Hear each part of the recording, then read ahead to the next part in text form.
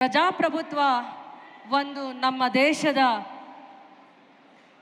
ನಮಗೆ ಸಿಕ್ಕ ಸ್ವತಂತ್ರದ ಜೊತೆ ಪ್ರಜಾಪ್ರಭುತ್ವ ನಮ್ಮ ಹಕ್ಕು, ನಮ್ಮ ಹೋರಾಟ. ನಾವು ಕಾರ್ಯಕರ್ತರು ಎಲ್ಲ ವಿಚಾರನೂ ತಿಳ್ಕೊಳ್ಳೋ ಹಾಗೆ ನಾವು ಕೆಲವೊಂದು ವಿಚಾರಗಳ ಬಗ್ಗೆ ಮಾಹಿತಿಯನ್ನು ತಿಳ್ಕೊಳ್ಳೋ ಅಂಥ ಸಂದರ್ಭ ಬಂದಿದೆ. ಇಡೀ ದೇಶದಲ್ಲಿ ಪ್ರಪ್ರಥಮ ಬಾರಿಯಾಗಿ ಇವತ್ತು ವರಮಹಾಲಕ್ಷ್ಮಿ ದಿನ ನಾವೊಂದು ಪ್ರಜಾಪ್ರಭುತ್ವದ ಕರಾಳ ಸತ್ಯದ ದಿನವನ್ನು ಆಚರಣೆ ಮಾಡ್ತಾ ಇದ್ದೀವಿ. ಅದಕ್ಕೆಲ್ಲ ಸಾಕ್ಷಿಯಾಗಿದ್ದೀರ. ಇವತ್ತು ಭಾಳ ಜನ ಹೆಣ್ಮಕ್ಕಳು ಕೂಡ ವರಮಹಾಲಕ್ಷ್ಮಿ ವ್ರತನ ಬಿಟ್ಟು ಇವತ್ತು ಕಾಂಗ್ರೆಸ್ ಪಕ್ಷದ ಸಂಘಟನೆ ಮತ್ತು ಹೋರಾಟ, ನಮ್ಮ ಹಕ್ಕಿಗಾಗಿ ಇವತ್ತು ಅವರು ಕೂಡ ಇವತ್ತು ಈ ಹೋರಾಟದಲ್ಲಿ ಭಾಗಿಯಾಗಿದ್ದಾರೆ. ಅವರೆಲ್ಲರಿಗೂ ಕೂಡ ನಾನು ಹೃದಯಪೂರ್ವಕವಾದ ಧನ್ಯವಾದಗಳನ್ನು ಹೇಳ್ತಾ ಇದ್ದೀನಿ. ನಮ್ಮ ನಾಯಕರ ನಡೆ, ನಮ್ಮ ನಾಯಕರ ಉದ್ದೇಶ, ನಮ್ಮ ನಾಯಕರ ಆಲೋಚನೆ ಮತ್ತು ಅವರ ನಾಯಕರ ಶಕ್ತಿ ತುಂಬುವ ಕಾರ್ಯಕರ್ತರಾಗಿ ಇವತ್ತು ನಾವು ಬಹಳ ಶಿಸ್ತಿನಿಂದ ಇವತ್ತು ಪ್ರಜಾಪ್ರಭುತ್ವದ ಕರಾಳ ದಿನ ಆಚರಣೆ ಮಾಡಲಿಕ್ಕೆ ಇವತ್ತು ಸಂಘಟನೆ ಆಗಿದ್ದೀವಿ.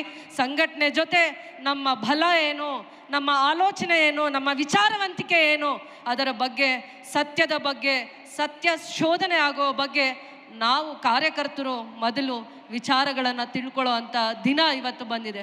ಇಡೀ ಭಾರತ ದೇಶದಲ್ಲಿ ನಾವು ಇದೇ ಮೊದಲನೇ ಬಾರಿಗೆ ಎಲೆಕ್ಷನ್ ಕಮಿಷನ್ ಯಾವ ವಿಚಾರದ ಬಗ್ಗೆ ತಪ್ಪು ಹೆಜ್ಜೆಯನ್ನು ಇಟ್ಟಿದೆ, ಕರ್ನಾಟಕ ಮಾದರಿಯಾಗಿರುವಂಥ ಕರ್ನಾಟಕದಲ್ಲಿ ಎಲೆಕ್ಷನ್ ಕಮಿಷನ್ ಏನು ದುರುದ್ದೇಶಗಳನ್ನು ನಡೆಸ್ಕೊಂಡು ಬಂದಿದೆ ಅನ್ನೋಂಥ ವಿಚಾರದ ಬಗ್ಗೆ ನಿಮಗೆ ಮಾಹಿತಿಯನ್ನು ಕೊಡ್ತಾರೆ. ನಮ್ಮ ನಾಯಕರು ಹೆಚ್ಚಿನ ಮಾಹಿತಿಯನ್ನು ಕೊಡ್ತಾರೆ. ಆದರೆ 2 ವಿಚಾರ ಮಾತ್ರ ನಾನು ಹೇಳಲಿಕ್ಕೆ ಇಷ್ಟಪಡ್ತೀನಿ. ಕಾಂಗ್ರೆಸ್ ಪಕ್ಷ ಭಾಳ ಕಷ್ಟದಿಂದ, ಸಂಘಟನೆಯಿಂದ, ಸ್ವತಂತ್ರ ಪೂರ್ವದಲ್ಲೂ ಸ್ವತಂತ್ರ ನಂತರದಲ್ಲೂ ದೇಶನ ಅಭಿವೃದ್ಧಿಗೆ ತರಬೇಕು ಅಂದರೆ ರೈತರನ್ನು, ಬಡವರನ್ನು, ಕಾರ್ಮಿಕರನ್ನು, ದೀನ ದಲಿತರನ್ನು ಅವರನ್ನು ಮೇಲ್ವರ್ಗಕ್ಕೆ ಅಥವಾ ಸಮಾನತೆಯಿಂದ ಅವರನ್ನು ಕಾಣಲಿಕ್ಕೆ ಬಹಳ 70 ವರ್ಷಗಳ ಕಾಲ ತನ್ನದೇ ಆದ ರೀತಿ ಶ್ರಮ, ಪರಿಶ್ರಮ ಮತ್ತು ಕೊಡುಗೆಯನ್ನು ಕೊಟ್ಟಿದೆ ಕಾಂಗ್ರೆಸ್ ಪಕ್ಷ. ಇವತ್ತು ನಮ್ಮ ಹಕ್ಕು, ನಮ್ಮ ಹೋರಾಟ ಯಾವುದ್ರ ಬಗ್ಗೆ ಇವತ್ತು ಎಲೆಕ್ಷನ್ ಕಮಿಷನ್ ಅಥವಾ ಎಲೆಕ್ಷನ್ ಆಯೋಗನ ನಮ್ಮ ನಾಯಕರು ಪ್ರಶ್ನೆ ಮಾಡ್ತಾ ಇದ್ದಾರೆ. ರಾಹುಲ್ ಗಾಂಧಿ ಅವರು ಪ್ರಶ್ನೆ ಮಾಡ್ತಾ ಇದ್ದಾರೆ. ಅವರಿಗೆ ಅನುಮಾನ ಬಂದಿದೆ. ಯಾವ ಕಾರಣದಿಂದ ಅನುಮಾನ ಬಂದಿದೆ ಅಂತಂದರೆ, ನೀವು ಕೂಡ ಯೋಚನೆ ಮಾಡಿ. ಯಾರು ನಾವು ಭಾರತ್ ಜೋಡೋ ಅಲ್ಲಿ ಪ್ರತಿಯೊಬ್ಬರು ಕಾಯ ವಾಚ ಮನಸ ಕಾರ್ಯಕರ್ತರು ಸಂಘಟನೆ ಮಾಡಿ ಭಾರತ್ ಜೋಡೋ ಕಾರ್ಯಕ್ರಮ ಯಶಸ್ವಿ ಆಗಲಿಲ್ಲ. ಪ್ರತಿಯೊಬ್ಬ ಬಡ ಕುಟುಂಬದವರು, ಅವರದೇ ಆದ ವೃತ್ತಿಯನ್ನು ಮಾಡುವಂಥ ರೈತರು, ಕುಲ ಕಸಬು ಮಾಡುವಂಥ ವಿಶೇಷವಾಗಿರುವಂಥ ವರ್ಗದವರು ಎಲ್ಲರೂ ಕೂಡ ಕನ್ಯಾಕುಮಾರಿಯಿಂದ ಕಾಶ್ಮೀರದವರೆಗೂ ಭಾರತ್ ಜೋಡೋ ಯಾತ್ರಾ ಯಶಸ್ವಿ ಆಗುತ್ತೆ. ಯಶಸ್ವಿಯಾಗಿದ್ದ ತದನಂತರ ದಿನಗಳಲ್ಲಿ ಕರ್ನಾಟಕದಲ್ಲಿ ಚುನಾವಣೆ ಆಗುತ್ತೆ.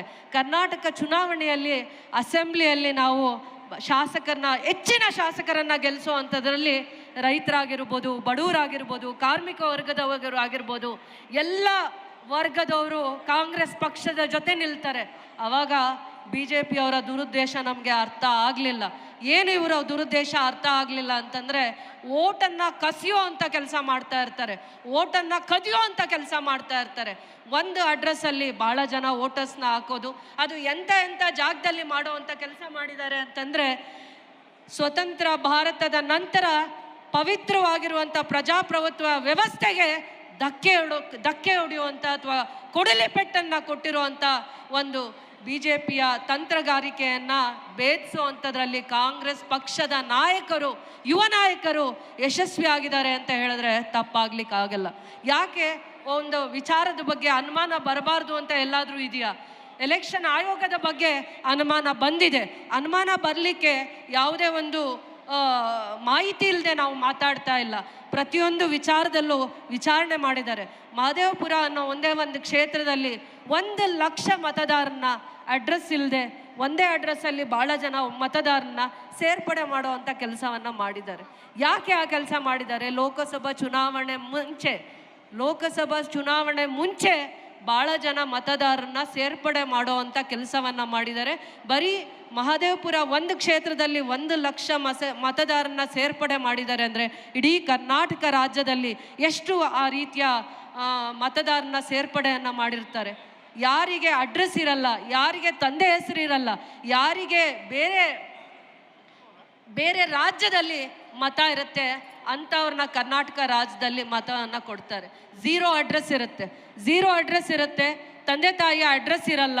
ಇಂಥದನ್ನೆಲ್ಲ ಸೇರಿ ಒಂದು 5 ಥರ ಮ್ಯಾನಿಪ್ಯುಲೇಟ್ ಮಾಡ್ತಾ ಮತದಾರನ ಇವರು ಒಂದು ಅಸೆಂಬ್ಲಿಯಲ್ಲಿ ಒಂದು ಶಾಸಕರು ನಿಲ್ಲುವಂಥ ಜಾಗದಲ್ಲಿ, ಮಹದೇವಪುರ ಅನ್ನೋ BJP ಅಭ್ಯರ್ಥಿ ಗೆಲ್ಲುವಂಥ ಜಾಗದಲ್ಲಿ 1 ಲಕ್ಷ ಮತದಾರನ ಸೇರ್ಪಡೆಯನ್ನು ಮಾಡ್ತಾರೆ. 1 ಲಕ್ಷ ಮತದಾರನ ಸೇರ್ಪಡೆಯನ್ನು ಮಾಡ್ತಾರೆ. ಇಂಥ ಕರಾಳ ಸತ್ಯಗಳನ್ನು ಬಿಚ್ಚಿಡುವಂಥ ಸಮಯ ಬಂದಿದೆ.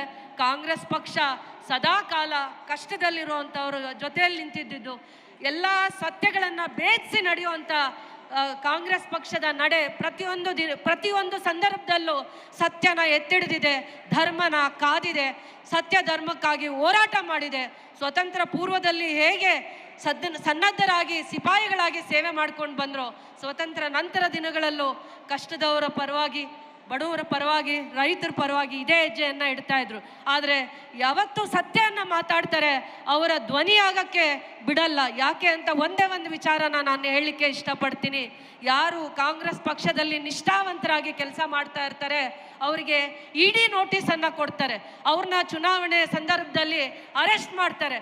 ಅದಕ್ಕೆ ಒಂದೇ ಒಂದು ನಿಮಗೆ ಸತ್ಯವಾಗಿರುವಂಥ ನಿದರ್ಶನ ಹೇಳಬೇಕಂದ್ರೆ, ನಮ್ಮ ಪಕ್ಷದ ನಾಯಕರು DK ಶಿವಕುಮಾರ್ ಅವರನ್ನು ED ಅವರು ಅರೆಸ್ಟ್ ಮಾಡಾದ್ಮೇಲೆ ಮಾನಸಿಕವಾಗಿರುವಂಥ ಕಿರುಕುಳವನ್ನು ಕೊಡ್ತಾರೆ.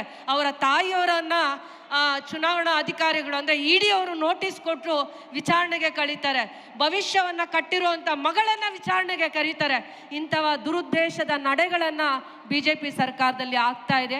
ಅಲ್ಲಲ್ಲಿ ಅಲ್ಲ, ನಮ್ಮ ಕರ್ನಾಟಕದಲ್ಲೇ ಇಂಥ ಸತ್ಯದ ನಿದರ್ಶನಗಳು ಮಾಡ್ತಾ ಬಂದಿದ್ದಾರೆ. ಯಾರು ಪಕ್ಷದ ಶಿಸ್ತಿನ ಸಿಪಾಯಿ ಇರ್ತಾರೆ ಅವರಿಗೆ ಎಂಥ ಕಿರುಕುಳವನ್ನು ಕೊಡ್ತಾರೆ ಅನ್ನೋಂಥದ್ದನ್ನು ನಾವು ಕಣ್ಣಲ್ಲಿ ನೋಡಿದ್ದೀವಿ. ಯಾವತ್ತೂ ಚರಿತ್ರೆಯಲ್ಲಿ ಪಕ್ಷಕ್ಕೆ ನಿಷ್ಠಾವಂತರಾಗಿರೋರನ್ನ ಯಾವ ರೀತಿ ಅವರಿಗೆ ಭಯ ಇಡ್ಬೋದು, ಯಾವ ರೀತಿ ಅವರಿಗೆ ಶೋಷಣೆ ಮಾಡ್ಬೋದು ಅನ್ನೋವಂಥ ವಿಚಾರಗಳಲ್ಲಿ ಒಂದು ನಮಗೆ ನಮ್ಮ ಕಣ್ಣು ಮುಂದೆ ಕಂಡಂಥ ಕರಾಳವಾಗಿರುವಂಥ ಸತ್ಯ, DK ಶಿವಕುಮಾರ್ ಅವರನ್ನು, ಪಕ್ಷದ ನಾಯಕರನ್ನು ED ಅನ್ನೋ ವ್ಯವಸ್ಥೆ, ಸಂಸ್ಥೆ ಯಾವ ರೀತಿ ಕಿರುಕುಳವನ್ನು ಕೊಟ್ಟಿದೆ ಅಂತ ನೋಡಿ. ಅದಾದಮೇಲೆ ಸುಪ್ರೀಂ ಕೋರ್ಟ್ ಜಸ್ಟಿಸ್ ಅವರು ಇವತ್ತು ರಾಜಕೀಯವಾಗಿರುವಂಥ ವ್ಯಕ್ತಿಗಳ ಬಗ್ಗೆ ಮಾತಾಡ್ತಾ ಇದ್ದಾರೆ. ಎಲ್ಲೂ ಕೂಡ ಸುಪ್ರೀಂ ಕೋರ್ಟಲ್ಲಿರುವಂಥ ಜಡ್ಜಸ್ ಮಾತಾಡಲ್ಲ, ಪೊಲಿಟಿಸೈಸ್ ಮಾಡಲ್ಲ. ಆದರೆ ಇವತ್ತು ಸುಪ್ರೀಂ ಕೋರ್ಟ್ ಜಡ್ಜ್ ಅವರು ಮಾತಾಡ್ತಾರೆ. ನಮ್ಮ ಹಕ್ಕನ್ನು, ನಮ್ಮ ಹೋರಾಟವನ್ನು, ನಮ್ಮ ನಾಯಕರ ನಡೆಯನ್ನು ಪ್ರಶ್ನೆ ಮಾಡುವಂಥ ಸುಪ್ರೀಂ ಕೋರ್ಟ್ ಜಡ್ಜ್ ಇವತ್ತು ಯಾಕೆ ಮಾತಾಡ್ತಾರೆ? ನ್ಯಾಯಾಂಗ ವ್ಯವಸ್ಥೆಯನ್ನು, ಮೀಡಿಯಾವನ್ನು, ಯಾರ್ಯಾರು ಪಕ್ಷಕ್ಕೆ ನಿಷ್ಠಾವಂತರಾಗಿ ನ್ಯಾಯನೀತಿಯಿಂದ ಕೆಲಸ ಮಾಡ್ತಾರೆ ಅವರನ್ನು ಶೋಷಣೆ ಮಾಡುವಂಥ ಪಕ್ಷ ಯಾವುದಾದ್ರೂ ಇದ್ದರೆ ಅದು BJP ಪಕ್ಷ. ಇಡೀ ಭಾರತ ದೇಶದಲ್ಲಿ ನಿಮ್ಮ ಶೋಷಣೆ ಜಾಸ್ತಿ ಆಗಿದೆ. ಬರುವಂಥ ದಿನಗಳಲ್ಲಿ ಜನರು, ರೈತರು, ಶೋಷಿತರು ಮತ್ತು ಬಡವರು, ಕಾರ್ಮಿಕರು ನಿಮಗೆ ಬುದ್ಧಿ ಕಲಿಸುವಂಥ ದಿನ ಬರುತ್ತೆ. ಇವತ್ತು ಈ ಕಾರ್ಯಕ್ರಮಕ್ಕೆ, ಇವತ್ತು ಈ ಪ್ರಜಾಪ್ರಭುತ್ವ ವ್ಯವಸ್ಥೆಯ ಕರಾಳ ದಿನಕ್ಕೆ ಇಡೀ ರಾಜ್ಯದಿಂದ ಬಂದಿರುವಂಥ ಹಾಗೂ ನನ್ನ ಕ್ಷೇತ್ರದಿಂದ ಬಂದಿರುವಂಥ ಎಲ್ಲ ಮುಖಂಡರಿಗೂ, ನಾಯಕರಿಗೂ ನಾನು ವಿಶೇಷವಾಗಿರುವಂಥ ಧನ್ಯವಾದಗಳನ್ನು ಹೇಳ್ತಾ ಇದ್ದೀನಿ. ಜೈ ಹಿಂದ್, ಜೈ ಭಾರತ್ ಮಾತೆ.